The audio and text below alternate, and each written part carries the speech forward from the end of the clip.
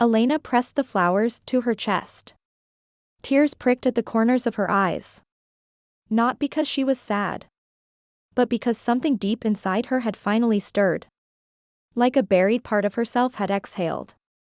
That night, she didn't pretend to be fine. She told Caleb about the grove. The notes. The name Lucien. The photo.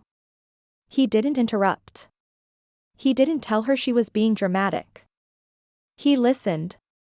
When she was done, he said softly, "I think you should keep going back." Elena nodded. "I think I have to." In bed, while the house slept, Elena turned to the window. The trees beyond were dark, but not empty. They held secrets. They held stories. And now, they held her. Elena didn't return to the grove the next morning. Or the morning after that. She needed time. Not because she was afraid, but because something in her had shifted too quickly. Like standing up too fast in the dark and bumping into a part of yourself you didn't know was there. The photo, the notes, the dried marigolds, they weren't fiction. They were remnants. Evidence of something both real and deeply personal. Caleb was gentle with her in those 2 days. He asked small questions. Made dinner one night without her asking. Even remembered to buy the herbal tea she liked. But Elena saw it in his eyes, he was waiting for this to pass. Like a phase. Like a storm cloud that would eventually drift back into blue. On the 3rd morning, she returned to the grove. The air was warm for early spring, humid and soft. The leaves were just beginning to uncurl, and the path she had slowly etched over the last 2 weeks was already becoming familiar. At the bench, nothing new waited for her. But Elena no longer needed the mystery to be fed to keep walking forward. Now she followed because something inside her wanted to. She made her way to the tree. The marigold tree, she had started calling it. At its base, where she had found the second tin box, she knelt again. Brushed away the leaves, softer now with spring's return. Her fingers moved through the soil as if the earth itself were guiding her. She didn't know what she was looking for. Only that she had to keep going. 10 minutes passed. Then 20. And then she found it. A shallow groove. A wooden slat. The corner of something buried. Her breath hitched. She dug more frantically now, hands scraping against roots and old stones. A wooden chest, no bigger than a loaf of bread. She pulled it free, heart pounding in her ears. It was old, but intact. Simple latch, no lock. Inside, a journal. Its leather cover was cracked, the edges worn. She opened it gently. The first page read, "This is for her. When she comes back." No name. Just the looping signature, L. Lucien. She turned the page. The journal was part garden log, part memory archive. Lucien had written of planting seasons, of how certain flowers brought certain dreams. But between the observations were stories. Snippets of moments with someone unnamed. She loved the way marigolds closed at night. Said they reminded her of promises kept in sleep. We danced once, barefoot, after a summer storm. She cried when I called her brave. I told her I'd wait. That the grove would wait too. Elena read every page. When she reached the end, the sun had shifted. Light spilled through the leaves like a curtain opening. She closed the journal and held it against her chest. She didn't know if the woman Lucien wrote about was meant to be her.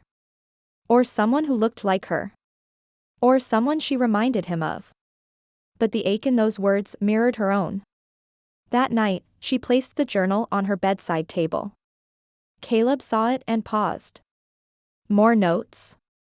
A journal. I think it was his. Lucien. She nodded. Can I read it? She hesitated. Not yet. Maybe not ever. It feels like it was written for someone else. Caleb nodded. Okay. And he meant it. That surprised her more than anything. The next morning, a letter came. Handwritten. No return address. Postmarked 2 towns over. She opened it at the kitchen table while Nora groaned about math homework and Leo muttered about a group project. The letter was short. Elena, if you've found the journal, then you've started to remember. I never knew if you'd come back. I only knew that part of you never left. Meet me where the river bends. Saturday. Noon. She stared at the letter for a long time. It didn't make sense. And yet, it did. She folded it gently and slipped it into the journal. She didn't tell Caleb. Or the kids. Saturday came. She dressed simply. Jeans, a soft blue sweater, walking shoes. She packed water, the journal, and a folding knife. Just in case. The river bend was a 30-minute walk from the Grove. She had passed it many times with the kids when they were small. It was a place for skipping stones and muddy shoes. At noon, she arrived. He was already there. Older. His hair was white at the temples. His back curved slightly, like someone who spent years bent over books or soil. Lucian. He turned when he heard her approach. For a moment, neither of them spoke. Then, you found it. She nodded. He smiled. I wasn't sure you would. Neither was I. They sat on the bank. The water moved slowly, like the conversation that followed. Lucian told her about the Grove. About the community garden. About the accident. She got lost in the woods. A little girl.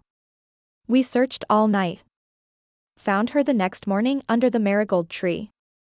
Cold. Scared. But safe. She said the tree sang to her. And then people stopped coming. They were afraid. They blamed the woods. But the truth is, the Grove never hurt anyone. It just remembers. He looked at her then. I think it remembered you. I don't understand. You used to come there. Years ago. Before the house. Before Caleb. You wrote poems in a green notebook. You always sat by the bench. I was too shy to talk to you. But I remembered you. Always. Elena blinked. That's not possible. Isn't it? Some part of us never forgets where we belonged. They sat in silence. Birds called from the trees. The river whispered past. Finally, she said, I have a family. I know. And I'm not here to undo that. Only to say that I remember. And that I kept the Grove waiting for you. Just in case. She nodded. Thank you, she whispered. Lucian stood. It's yours now. I've made arrangements. You'll get a deed in the mail. Do what you like with it. He began to walk away, then paused. One more thing, he said, turning back. She loved you. The Grove. It did. That's why it called you back. And then he disappeared into the trees. Elena stayed by the river until the sun dropped low. When she returned home, she didn't try to explain. Not yet. She placed the journal in the center of the dining table. Nora noticed first. What's that? A story, Elena said. One I think we all need to read. The deed arrived 2 weeks later. It came in a plain envelope, no fanfare. Caleb handed it to her without comment, though she noticed the flicker of curiosity in his eyes. She waited until she was alone at the kitchen table before opening it. Inside, a deed transferring ownership of Parcel 6B, unincorporated Township 4, containing a wooded area, approximate acreage 1.6, known to residents as the Grove. There was a single handwritten note paperclip to the legal page, Elena, let the garden remember. Let it grow again. She folded the note and slipped it into her journal. Then she leaned back and closed her eyes. It was hers. Not metaphorically. Not emotionally. Actually, legally hers. For a week, she did nothing. She let the knowledge sit. Let it settle in her body like seeds finding their resting place. Her days continued as usual. The kids bickered and bloomed. Caleb kissed her forehead every night like a habit. The house buzzed, but Elena's thoughts stayed planted in the grove. Then she began. She started with cleaning. Every afternoon, after the dishwasher ran and the last school pickup was done, she walked to the grove with gloves and a rake. She cleared the broken branches, the vines creeping over the stone bench. She pulled weeds with care, always pausing to examine what she unearthed: buttons, a child's shoe, a copper key. Each object, like an artifact. The grove was a kind of museum. But not of tragedy. Of memory. She mapped a small plot and started tilling the earth. It fought her at first, dense with roots and stones, but she was patient. Every morning she felt new muscles wake in her arms and back. Every evening, her sleep came easier. The first thing she planted was marigolds. Word got out. It was Nora who mentioned it at school. A teacher asked about her weekend and she said, "My mom's turning an abandoned grove into a garden." It sparked interest. A few days later, the teacher emailed Elena. "I'd love to bring my students to see the project," she wrote. "Maybe help out." Elena read the message twice. Then said yes. Saturday morning, 12 teenagers showed up with gloves, notebooks, and energy. They raked. They dug. They asked questions. One of them, a tall boy with paint on his jeans, uncovered a corner of stone. Elena knelt beside him and together they brushed it clean. It was part of an old border wall. "This used to be something," he said. Elena nodded. "It still is." Caleb came by that afternoon. He brought lemonade in a cooler and stood awkwardly at the edge of the clearing. Elena waved him in. "You can come closer. The trees don't bite." He smiled and stepped forward. "It's beautiful," he said. "I mean, it's still kind of wild. But beautiful." "That's the point," she said. They stood together, watching Nora explain composting to a girl with purple hair. Caleb turned to Elena. "You built this." I remembered it. That was the first step. As spring unfolded into summer, the grove became a place again.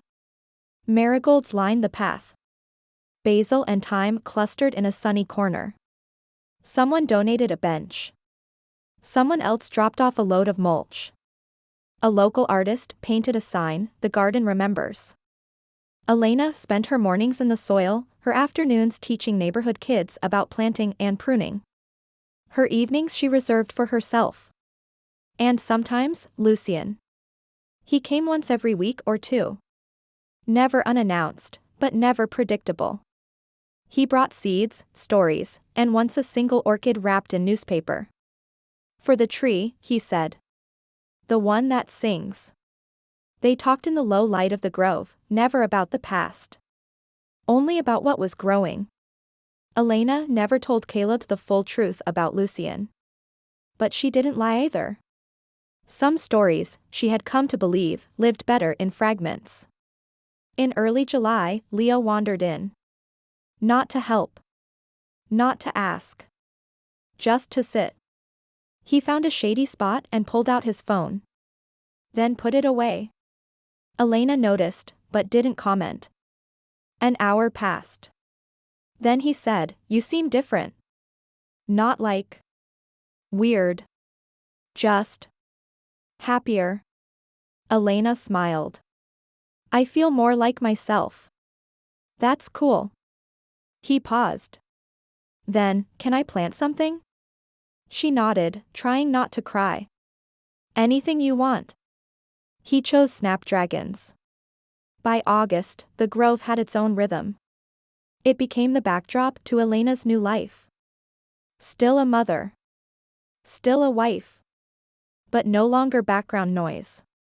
One evening, as the sun poured golden light through the branches, she sat alone on the bench. The marigolds glowed. The breeze carried the scent of mint and turned pages in her journal without touching them. She thought of who she had been a year ago. Thought of the first note. The first step back into the trees.